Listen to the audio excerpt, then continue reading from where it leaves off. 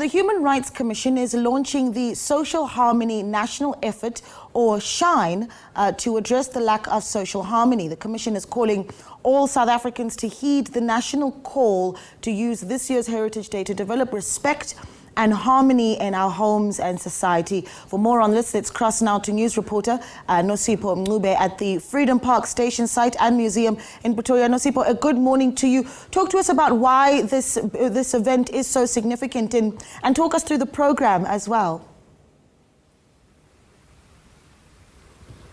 A very good morning to you and viewers. As you have mentioned, we are at the Freedom Park heritage site where the South African Human Rights Commission will be launching its SHiNE campaign in an effort to try and foster social cohesion, nation building and shared national identity within the country. I am now joined by Advocate Bongani Majol, who will be speaking to us about this campaign as well as what prompted it and what they hope the outcomes will be from this campaign. Thank you so much, Advocate Majol, for your time.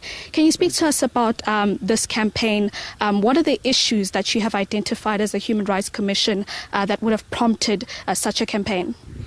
Thank you very much, and good morning. Thank you for giving us the opportunity to speak to you and to speak to the South African public. What has prompted us to launch this campaign, to think of this campaign, is the state that exists in South Africa, where you find that there are lots of divisions in the country, that we do not listen to each other, we respond to one another, not in the old way that we used to see when we were born, where people had tolerance for others, when they listened to others, and when they responded through dialogue under a tree or somewhere. We now respond with violence. We now exclude people. That inclusiveness is no longer there.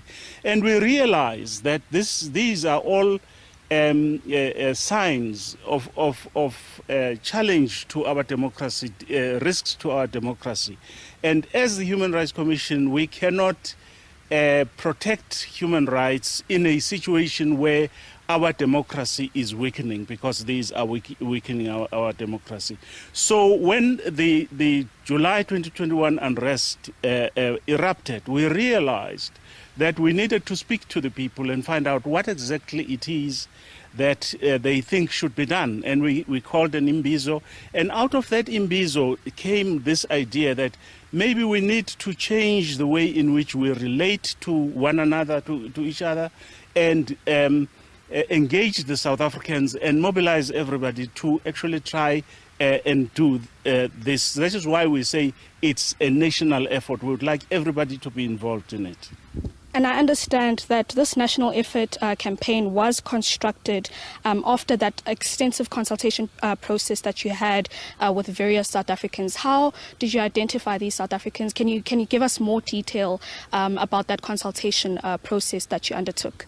Because this effort is an inclusive effort, we really didn't go around identifying certain people and leaving out everybody. We actually just broadcast to say everybody who wants to help us, find solutions should come in. So we had a diverse group of people that came in and gave us ideas and asked us questions and proposed things that would need to be done.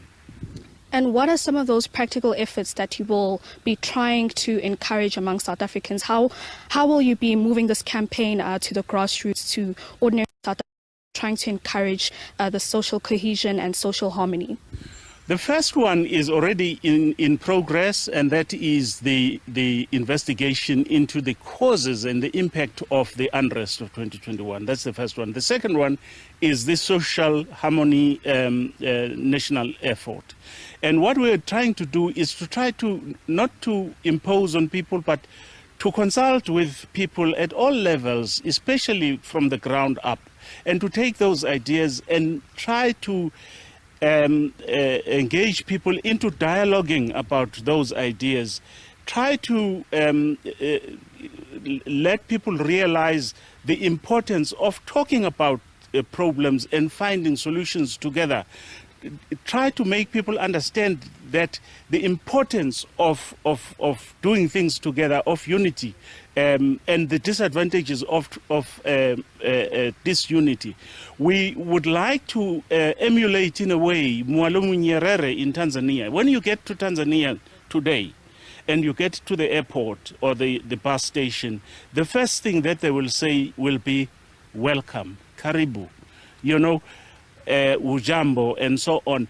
That spirit has so united the Tanzanians, because what is most important is that I am important, but you are even more important. So I will always see and recognize you. I will listen to you.